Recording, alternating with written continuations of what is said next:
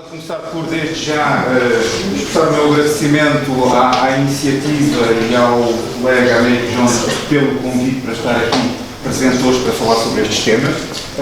O meu enquadramento aqui é um pouquinho diferente dos restantes, na medida em que eu vou falar um pouquinho do passado e de como chegámos, de alguma maneira, ao momento presente, não somente ao momento presente, naquelas questões que nos preocupam em concreto, mas ao longo da história da Terra, como lá chegamos. Daí que a minha abordagem, desde logo, seja um pouquinho diferente daquilo que realmente poderia ser expectável. A minha abordagem é que a Terra não precisa de ser salva e passarei a explicar esta linha de raciocínio ao longo da minha apresentação. Um tópico fundamental a ter em conta quando abordamos estas questões, nomeadamente quando relacionamos com o planeta Terra, é que, como já um cientista emocional português muito famoso o disse, é que todo o mundo é composto de mudança. E esta é uma tónica fundamental. O mundo muda, não muda para melhor, não muda para pior, depende das circunstâncias e das perspectivas de quem analisa essa mudança, mas o mundo evolui, ou seja, o mundo muda. E esse é um aspecto a ter em conta nesta nossa abordagem. Portanto, quando nós olhamos para o planeta Terra, tal como o conhecemos atualmente, nós temos que ter em atenção que este é apenas um estado momentâneo na evolução do próprio planeta e de tudo aquilo que acontece nele. O planeta já foi diferente no passado e será diferente no futuro. E contra isso nós poderemos fazer muitas vezes pouco. Mas calma que lá chegaremos.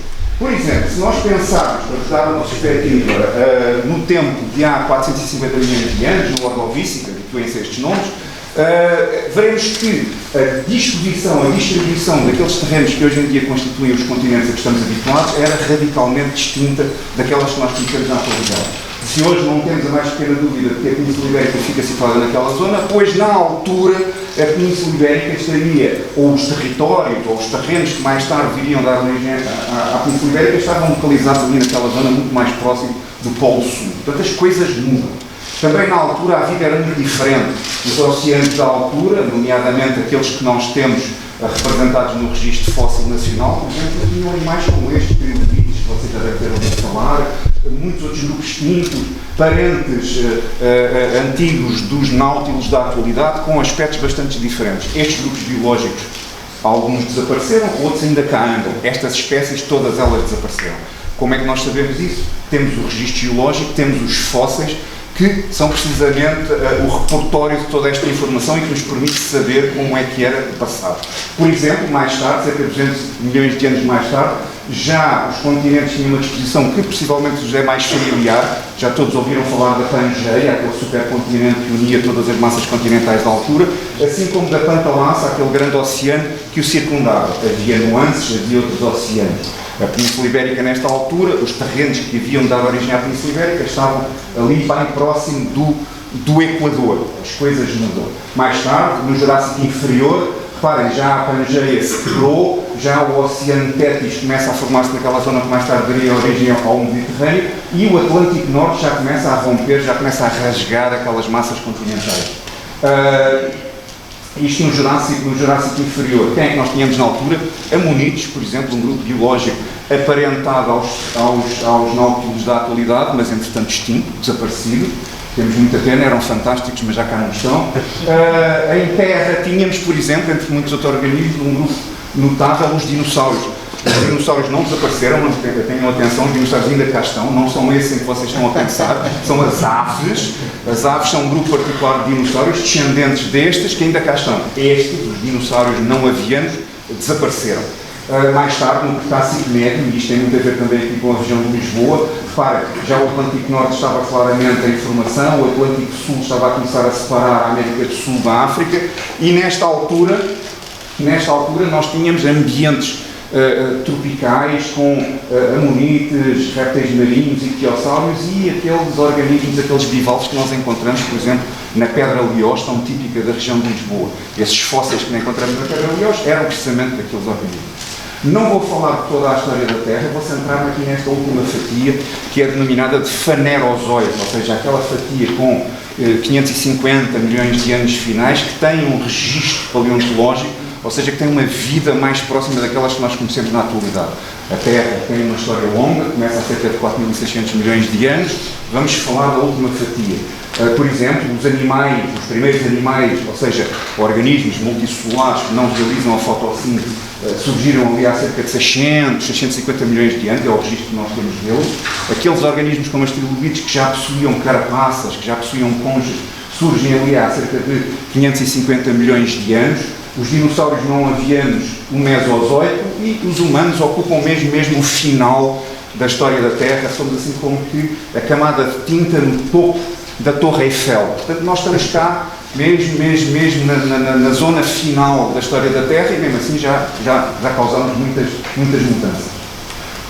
Agora, portanto, estes últimos 550 milhões de anos, mais coisa menos coisa, temos aqui uma curva das variações da temperatura global da atmosfera, tanto quanto nos é possível estimar com base no registro geológico, e vocês podem ver que ao longo do tempo, ao longo dos milhões de anos, houve variações na temperatura. Aqui este gráfico não está manifestado em termos de graus, mas sim em variações entre isótopos radioativos estáveis de oxigênio, porque é assim que nós conseguimos ver estas coisas, analisamos a relação entre os diferentes isótopos e dessa maneira estimamos qual é que seria a temperatura na altura. Nas rochas, nas conchas dos organismos fossilizados, as mais variadas fontes. Como é que nós sabemos isso?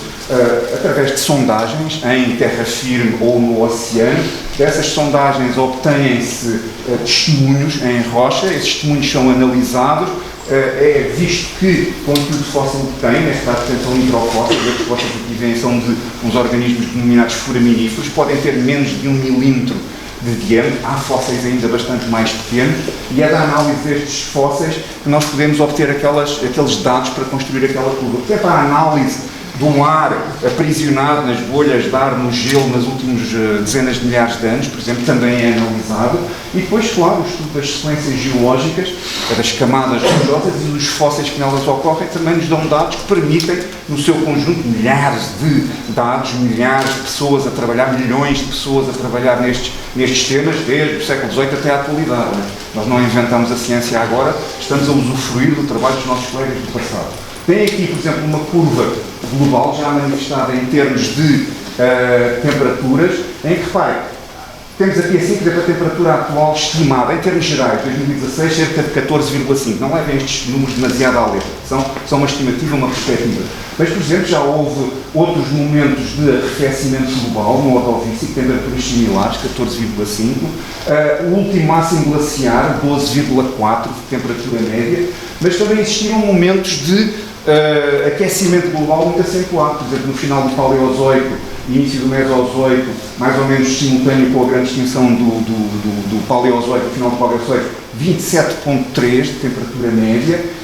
Aqui há 15 milhões de anos, por exemplo, bem manifestado ali nas sequências rochosas da arriba fossa da costa de Caparica, 16 graus, é o ótimo climático do Miocénico médio, há 15 milhões de anos. E depois temos a temperatura estimada, enfim, nos próximos 5 a 10 mil anos, de um aquecimento de vários graus como resultado da atividade antrópica.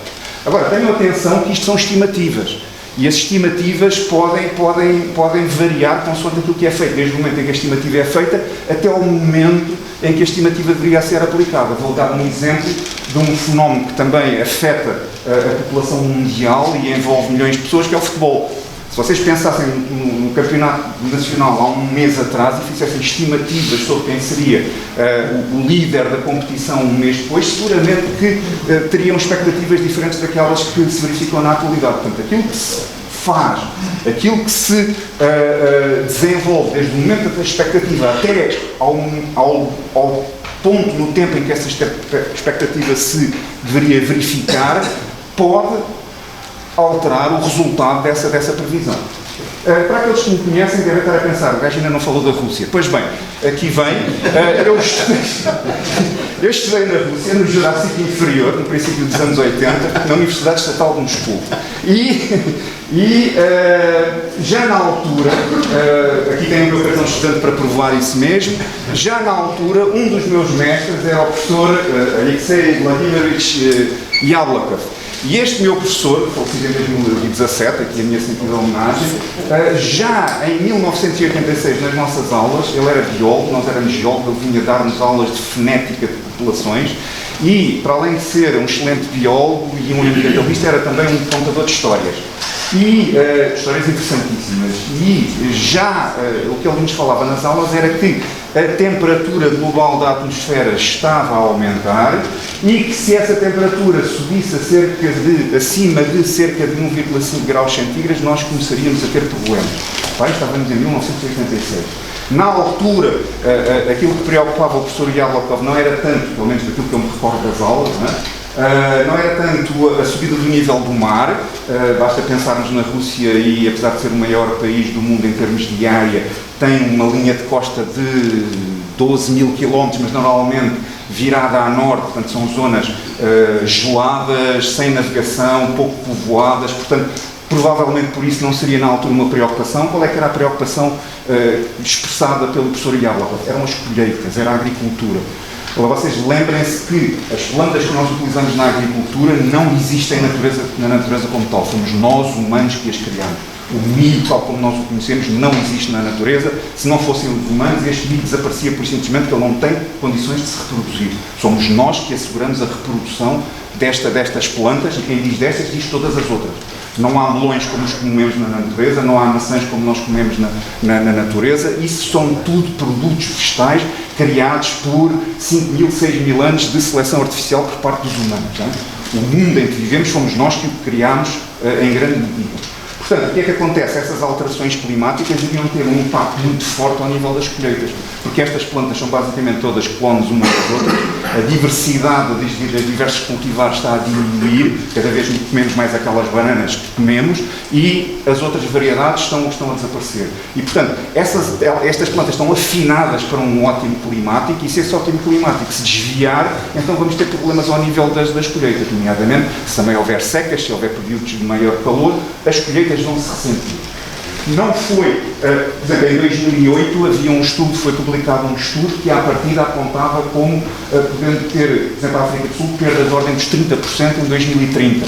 Bom, estamos lá perto, vamos lá ver como é que as coisas correm. Não estou de maneira nenhuma a dizer que foi o professor Yablokov que descobriu o aquecimento global, ele já falava era nisso.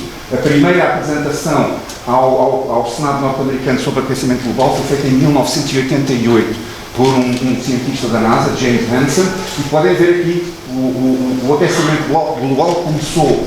Temos que cortar drasticamente no consumo dos combustíveis fósseis para combater estas alterações climáticas. Estávamos em 1988, ou seja, o problema não é novo. E isto leva-nos a um segundo ponto aqui na minha apresentação. O primeiro ponto é que tudo muda, o segundo ponto é que se nós não tomarmos a iniciativa, se não agirmos, seremos atropelados pelas consequências. Portanto, essa é outro aspecto. Por exemplo, também ao nível do mar, as coisas variaram. Reparem, aqui a vermelho tem a curva global da temperatura, a azul tem a curva global, desde os últimos 6 milhões de anos, das variações do nível do mar. Portanto, o nível do mar também variou, e variou muito. Por exemplo, tem aqui assim, para os últimos 24 mil anos, a estimativa da variação do nível do mar. Reparem, há cerca de 20 mil anos, portanto, no Pleistocénico, ou seja, no Paleolítico, o nível do mar estava 120 metros abaixo daquele que nós conhecemos atualmente. Portanto, as coisas mudam muito. O que é que isto significa? Significa que muitas daquelas ideias que nós temos sobre a humanidade no Pleistocénico, há 20 mil anos, durante o máximo glaciar, reparem, a água estava toda concentrada nas calotes polares, portanto, o nível do mar descia. O que significa que muitas destas cenas que nós imaginamos para o Paleolítico, hoje em dia estão onde? Estão ao fundo. A cota dos menos 120 metros, por exemplo, ali na costa da Caparica, estas coisas variam, mas estará a uns 20 km para o ocidente. Portanto, há muita da história, por exemplo, da humanidade que nós não conheceremos, que está lá abaixo da água, porque, entretanto, o nível do mar subiu 120 metros. Também a diversidade variou muito ao longo do tempo. Reparem, desde o início do Fanerozoico, mais coisa, menos coisa, ali assim, até à atualidade, tem aqui uma curva de diversidade com base no registro fóssil, estimada construída com base no registro fóssil. Há 5 eventos de extinção, chamados de extinção em massa, onde há quebras abruptas de diversidade. A extinção é um fenómeno normal, faz parte das regras de vida e de evolução da vida. Os grupos biológicos surgem, desenvolvem-se, desaparecem. nada a fazer contra isso, não vejam a extinção como um aspecto negativo per si. Os grupos biológicos surgem, desenvolvem-se, desaparecem. É a lógica da vida. Portanto, neste caso aqui, reparem, aqui na maior extinção registada, do final do Paleozoico, estima-se que cerca de 90% das espécies de organismos marinhos na altura tenham desaparecido ali num curto período de tempo. Curto período de tempo em geologia pode ser 1 milhão de anos. Portanto, tenham isso em atenção, não é? Portanto, estas variações de diversidade também são muito abruptas. É óbvio que, mas também resulta da análise do registro, que ao longo do tempo a diversidade tem vindo a aumentar. Ou seja, não estou a dizer isto de uma maneira, enfim, moralista, estou apenas a dizer que ao longo do tempo o número de grupos biológicos diferentes, apesar de todos estes eventos de extinção, tem vindo a aumentar. É uma tendência que se observa no registro geológico. De acordo com as perspectivas atuais, possivelmente devido à ação da humanidade, nós estamos a assistir, claramente, todos nós conhecemos, a um declínio da diversidade biológica. E esse declínio da diversidade biológica não tem necessariamente a ver com o aquecimento global, tem seguramente, mas também, sobretudo, com a poluição e com a diminuição dos habitats naturais. Mas nós somos os responsáveis por esse declínio, sem dúvida. Mas, como em todas as circunstâncias, se vocês têm o resultado de uma ação, se retirarem a ação, o resultado altera-se. Portanto, no momento em que a ação da humanidade for retirada, não tenha mais pequena dúvida, é sempre difícil fazer prognósticos, mas não tenha mais pequena dúvida de que a diversidade biológica irá recuperar. O que é que pode provocar estas alterações na diversidade? A geografia do planeta, o vulcanismo mais ou menos intenso, as eras glaciárias, as variações do nível do mar, os períodos de aquecimento global, impactos de corpos extraterrestres e tudo isto está relacionado. Não é? Portanto, isto é no passado, sem a nossa intervenção ainda. Agora reparem, como eu já também apontei ali, este é outro aspecto a reter, fenómenos globais resultam de efeitos globais. E, pela mesma lógica, fenómenos globais, problemas globais necessitam de soluções globais. Não é? Portanto, neste momento a humanidade já é um fenómeno global. Nós queimamos, por exemplo, carvão para obter energia de que necessitamos para gerir tudo isto que nós temos aqui assim à nossa volta. Só para ter uma ideia, não estou a chamar nomes a ninguém, mas a China entre 16 e 18, e apenas porque é um país em rápido crescimento económico, aumentou a sua capacidade produtora de energia em 43 gigawatts, na maior parte dos casos relacionados com a construção de centrais térmicas a carvão. 43 gigawatts é toda a capacidade de produção atual da Alemanha. Eles conseguiram em 2 anos. A dada altura estavam a construir qualquer coisa como, não me levem completamente à vírgula com estes números, mas uma central térmica da dimensão de Sines a cada mês que passava, porque necessitam dessa energia para o seu desenvolvimento económico. De onde é que vem essa energia? Das florestas do carbónio. Há 300 milhões de anos tínhamos florestas, essas florestas estavam inclusive a produzir oxigênio em grande quantidade, que permitia a existência, por exemplo, de insetos de dimensões que nós hoje em dia consideraríamos muito aborrecidos. Como estas libelas podiam ter uma envergadura de asas da ordem de 50 centímetros. Curiosamente, estas libelas chamam-se meganeura. Quem deu este nome a estas libélulas seguramente não tinha a língua portuguesa em mente, mas seriam seguramente uma meganeura. Reparem, na altura, aquelas florestas desenvolviam-se ao longo mais ou menos da faixa climática tropical da altura, e hoje em dia vamos encontrar esses carvões, não são os únicos, mas na América do Sul, Norte da América, Europa, etc. Qual é que é o problema do CO2? É que no passado o CO2 existia na atmosfera, era absorvido pelas plantas para construir a sua biomassa. Desenganem-se, a biomassa das plantas não vem do solo, vem do CO2 da atmosfera, carbono, hidrogênio e oxigênio, vão buscar o carbono e o hidrogênio ao CO2 e à atmosfera, e o hidrogênio à água. O solo está lá para outros nutrientes e sobretudo para suporte físico. Entretanto, como não havia quem comesse essas plantas, porque ainda não havia herbívoros para ir além, a maior parte desse material era incluído no registro fóssil. Outra parte do CO2 era também absorvido pelos oceanos e precipitado sob a forma de calcários, que vocês conhecem bem, a rocha calcária. De onde é que vinha o CO2? As emissões vulcânicas. Qual é que é o problema do CO2 aqui assim? Já me estou a alargar no meu tempo. É que o CO2 é um importante gás de efeito de estufa, ou seja, o CO2 promove a retenção da energia solar na atmosfera terrestre. Isto não é mau, um efeito de estufa não é mau. Se não houvesse efeito de estufa, por exemplo, o que aconteceria era que, enquanto que atualmente a temperatura da Terra, da atmosfera, será à volta dos 15, 16 graus centígrados, se não houvesse efeito de estufa e não houvesse atmosfera, seria menos 17. Portanto, o efeito de estufa em si mesmo não é mau. O problema é que quando nós adicionamos mais CO2 à atmosfera, e o CO2 tem capacidade de reter mais energia e, portanto, vai aumentar a temperatura da atmosfera. Não, como se costuma dizer, tudo o que é demais enjoa. E nós estamos habituados a uma determinada temperatura e aí o problema. Qual é que é o problema então na atualidade? É que hoje em dia nós estamos a ir buscar esses combustíveis fósseis, esses materiais de há 300 milhões de anos que estavam aprisionados, que estavam sequestrados no registro fóssil e estamos a queimá-los e a devolver o CO2 à atmosfera, ou seja, estamos a repor na atmosfera CO2 que originalmente não estava lá. E nós temos sempre a sensação de que esse é o problema principal e fantástico, precisamos de carros elétricos, mas reparem, os carros elétricos não produzem emissões, mas necessitam de energia para os produzir, portanto, não produzem emissões per si, mas produzem-nas porque nós precisamos de energia para produzir aqueles materiais. Não estou a dizer mal dos carros elétricos, estou a dizer como é que as coisas são. Há outra questão que nós não temos em consideração, é que para produzir o cimento que nós utilizamos nas nossas construções, e nós podemos andar a pé, de bicicleta e até andar de carros elétricos, mas nós vamos continuar a precisar de estradas, vamos continuar a precisar de pontes, de viadutos, de edifícios. E o que acontece é que quando queimamos o calcário, nós estamos a libertar de novo para a atmosfera o CO2 que ficou aprisionado nele ao longo destes milhões de anos todos. Reparem, se nós pensarmos na indústria cimenteira, então, ao longo da história da humanidade, cerca de 50 mil milhões de toneladas de betão foram produzidas. Nós produzimos muita coisa, não é? Mesmo em quantidades astronómicas. E, se pensássemos, por exemplo, na indústria cimenteira como um país, então seria o terceiro emissor de CO2 depois da China e dos Estados Unidos da América. Portanto, nós precisamos de cimento. Mais uma vez, não estou a advogar o cimento, estou a dizer que temos um problema, temos que resolver. Nós, humanos, produzimos muitos materiais que não existem na natureza.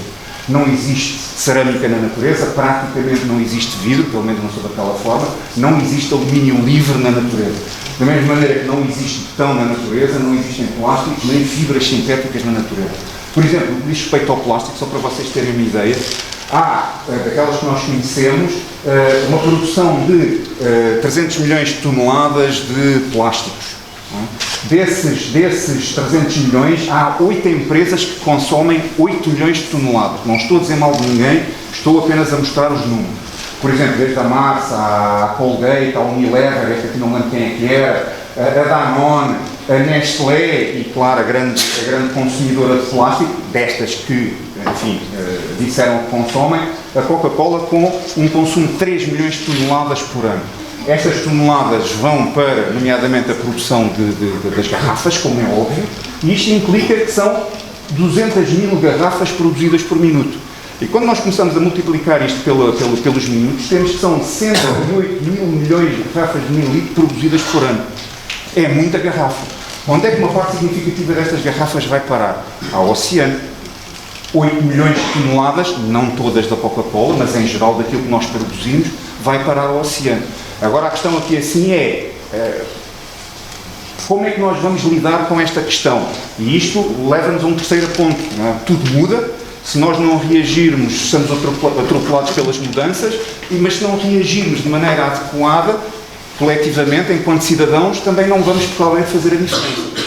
A Coca-Cola, por exemplo, normalmente põe o ónus da reciclagem e do consumo no consumidor. Diz, não, nós produzimos garrafas, produzimos Coca-Cola, as pessoas consomem, problema delas. E essa é uma abordagem. Mas reparem, lembrem-se do tabaco. Vocês lembram-se deste anúncio? Se calhar os mais novos não se lembram.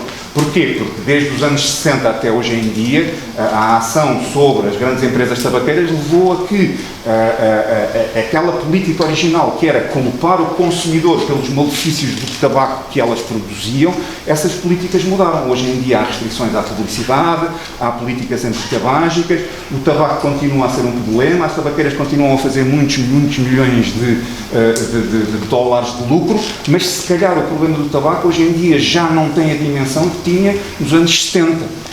Nos países, nomeadamente nos Estados Unidos da América, o consumo do tabaco tem vindo a diminuir. Nos Estados Unidos da América, hoje em dia, 13% da população fuma. Em Portugal, 20%. Se forem para a China, são 40%. Se forem para a Rússia, são 60%. Se forem para outros países, se calhar mais. Portanto, é também uma questão de estou a acabar, hein? da abordagem da questão. Agora reparem, todos nós achamos que vivemos neste mundo, este é o mundo onde a humanidade vive, e todos gostaríamos de viver neste mundo, mas será que nós vivemos neste mundo? É que este mundo é apenas a ponta do iceberg, depois temos um outro mundo onde uma vasta maioria da população vive, que é este aqui. E nós, meus amigos, não nos iludamos, nós não vivemos naquele, também felizmente em média não vivemos neste, vivemos alguns pelo meio, mais próximo do outro, é certo. Mas também temos aqui um problema ético a resolver, não é? Com base em tudo o que nós vimos aqui, agora neste momento também temos um problema ético a resolver. É que essas pessoas que vivem nestas condições, aqui ou noutra parte qualquer do mundo, também têm legítimas expectativas a ter um modo de vida similar àquele que lhes é vendido e que lhes é mostrado e ostentado para aqueles que vivem melhor. Estas pessoas também têm expectativas quanto a possuir um automóvel, nem sequer falam em direito, falam em expectativa. Têm expectativas de ter cuidados de saúde, ter escolas, ter energia elétrica, ter as mordomias tecnológicas a que nós estamos habituados e que temos como garantidas, têm o direito a ter acesso a uma alimentação adequada. Confesso, a imagem que eu escolhi não é uma alimentação muito adequada, mas foi aquela que eu consegui. Têm, inclusive, direito a beber a Coca-Cola se quiserem. Não é? Em última análise, têm direito a levar uma vida que esteja de acordo com aquilo que se espera da dignidade humana. Agora, a questão é, para produzir tudo isto e para, sem juízo de valor moral da minha parte aqui, não estou a dizer é, temos aqui um problema para pensar nele e para o resolver. É que, para conseguirmos fazer tudo isto, com os padrões de consumo e de utilização da energia e dos recursos que nós temos neste mundo do lado de cá, vai ser muito complicado arranjar recursos suficientes para abarcar todo o planeta. E estas pessoas têm o direito, tal como nós, a terem um telemóvel, um automóvel, uma vida. Portanto, daí que nós tínhamos que tomar opções, das duas uma, vamos desviar-nos para um futuro mais consentâneo com aquilo que são os nossos desejos, ou vamos continuar em frente e ser atropelados pelas mudanças do planeta. É isso que nós temos que decidir. Desse ponto de vista, e aqui já é a minha visão pessoal, quem tem que definir o futuro, quem tem que decidir o que nós queremos para o futuro, não são os indivíduos, são os cidadãos. O que é que eu quero dizer com isto? Esta não é uma questão pessoal, ainda que os colegas chineses também dizem que uma grande viagem se começa com um passo, é um facto, mas não é uma questão pessoal, é uma questão de cidadania, é uma questão de envolvimento coletivo, porque se nós podemos reciclar a garrafa de plástico que consumimos, e isso é louvável, e limpar a praia e manter as nossas ruas libertas e consumir menos energia, isso é louvável, é óbvio, mas não vai ser o nosso esforço individual, tomado individualmente, que vai resolver o problema, que nós estamos a tentar resolvê-lo a jusante e ele também tem que ser resolvido a montante. E para ser resolvido a montante, têm que todos envolver-se.